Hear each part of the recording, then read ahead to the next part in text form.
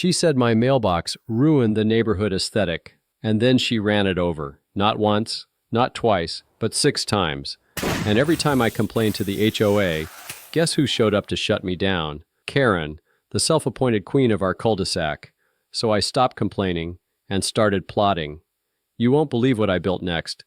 And trust me, when she hit this mailbox, she got a surprise she'll never forget. And neither will you. This is what happens when a Karen meets karma, in concrete.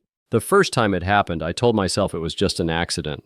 After all, we live in a cul-de-sac, and it's not uncommon for people to clip curbs or misjudge the turn. But when I walked outside and saw my mailbox lying sideways, dented and splintered like it had been hit by a wrecking ball, I knew it wasn't just a bump. I brushed it off, replaced it, and hoped that would be the end of it. But 2 weeks later, I came home to find it destroyed again, this time completely uprooted. And right there, next to the crime scene, sat the same dusty beige SUV I had seen circling the neighborhood countless times before. A glance at my security camera confirmed it. The same vehicle, same reckless maneuver, same woman behind the wheel, Diane. But around here, we had another name for her, HOA Karen. She was infamous on our block, the self-appointed guardian of suburban aesthetics. If your trash can was visible 5 minutes past collection, she'd file a complaint.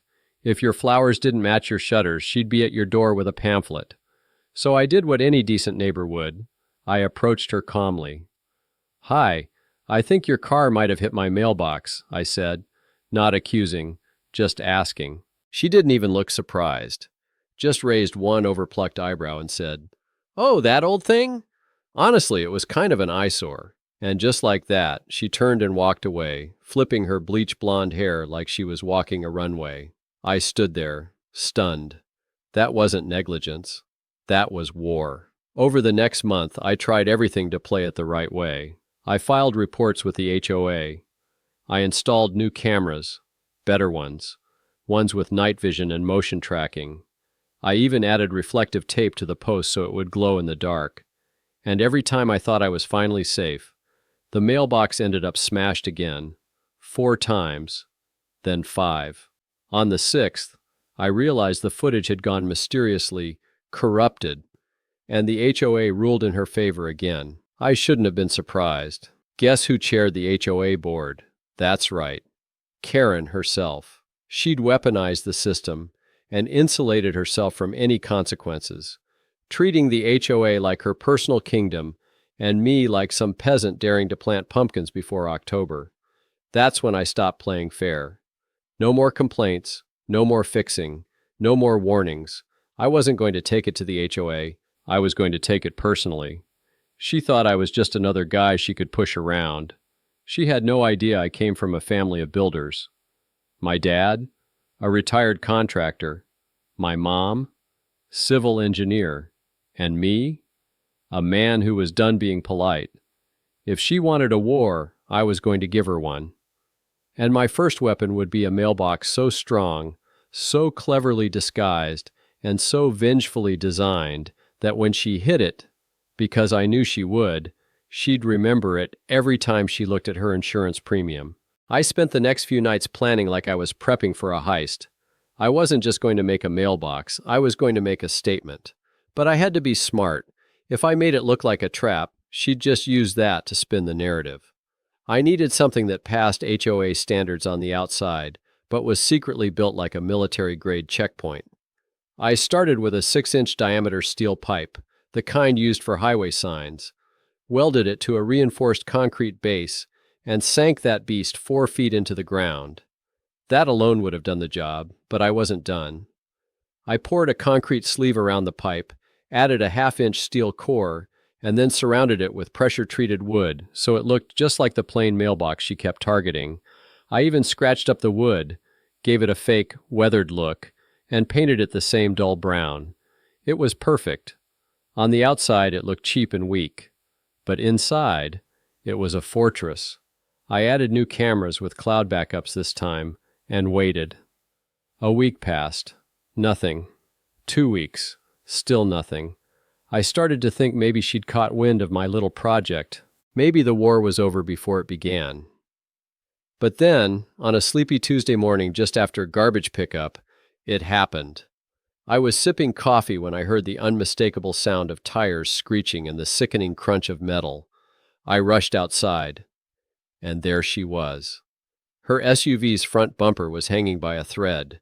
Steam billowed from the hood. And Karen? She was sitting behind the wheel with a look on her face like she'd just tried to bite into an apple and cracked every tooth.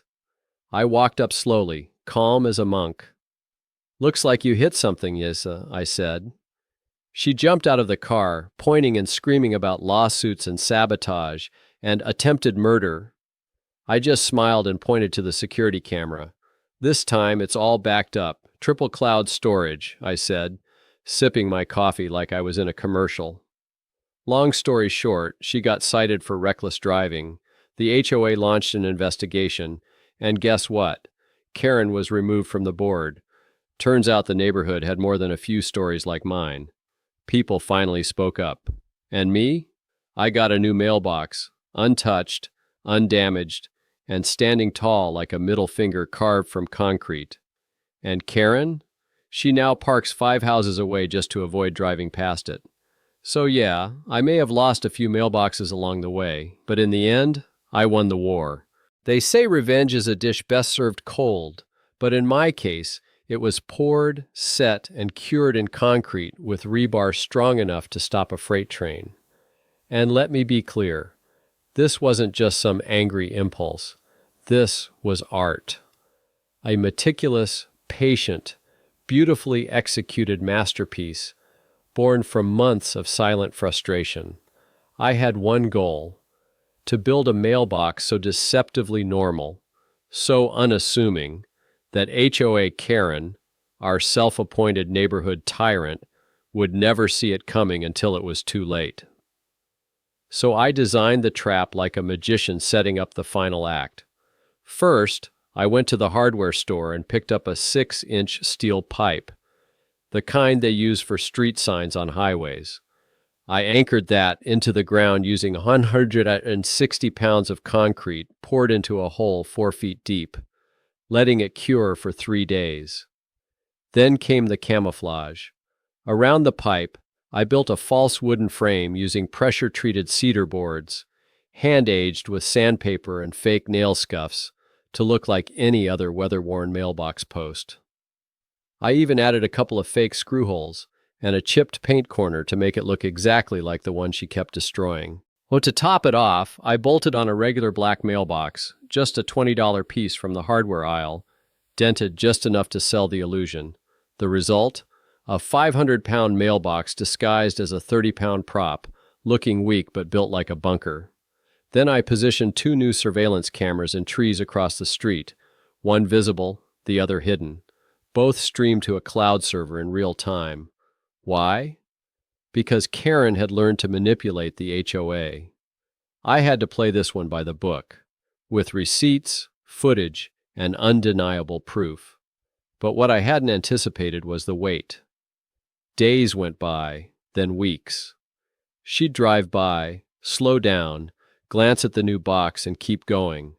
My blood pressure spiked every time her car passed, each time a false alarm.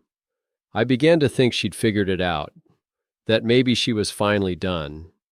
Maybe, just maybe, I'd built a monument no one would ever test. But Karen? Oh no. She was just waiting for the right moment.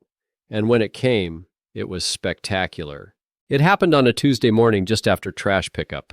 The same pattern as before, like clockwork. I was inside eating cereal, half watching the security feed when I heard it. The shriek of tires, a sharp metallic snap, and then that delicious, unmistakable sound. A loud clang, like Thor's hammer smashing into a tank. I bolted outside, and there it was. Her beige SUV was halfway on the curb, smoke puffing from under the hood.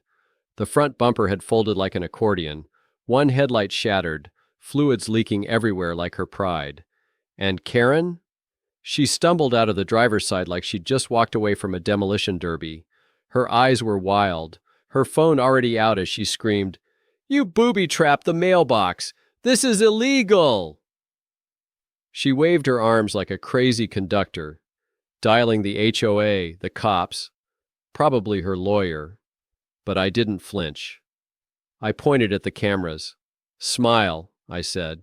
"You're on all 3 angles this time. Cloud-backed, time-stamped, and submitted." She froze. I watched the color drain from her face like spilled paint. And then came the fallout. Police arrived, reviewed the footage, and wrote her a citation for reckless driving and property damage. The HOA, which had always shielded her, couldn't cover for her anymore. Turns out, when the evidence is bulletproof, even the queen of petty complaints can't squirm out of accountability. And then the real fireworks started, because the footage, it went viral. I posted it anonymously in a neighborhood forum, and within 24 hours it had made its way to Reddit, then TikTok, then a local news channel. Headlines read, "Man builds unbreakable mailbox, wrecks HOA tyrant's SUV." Comment sections exploded with applause. People started sharing their own HOA horror stories. And me? I didn't just win the battle. I ended the war. Karen was stripped of her HOA position, and by the end of the month her car was gone and her house up for sale. She never even looked me in the eye again. And that mailbox? Still standing. Not a scratch on it. It became a symbol on the block, a quiet little monument that said, "Mess around all you want, but don't mess with me." People started walking their dogs past it, pointing it out to their kids, laughing and passing. And me? I finally felt peace. Not because I got revenge, but because I reminded someone who thought they were untouchable that every tyrant eventually meets their mailbox. And if you thought that was satisfying, wait till you see what we've got coming next. From mailbox revenge to HOA meltdowns, this channel is your front row seat to the wildest real-life drama in the suburbs. So don't just watch, join the rebellion. Hit that subscribe button, turn on the bell notification, and be the first to catch the next neighborhood showdown. This is HO Stories Auto, where the HOA gets owned, one epic story at a time.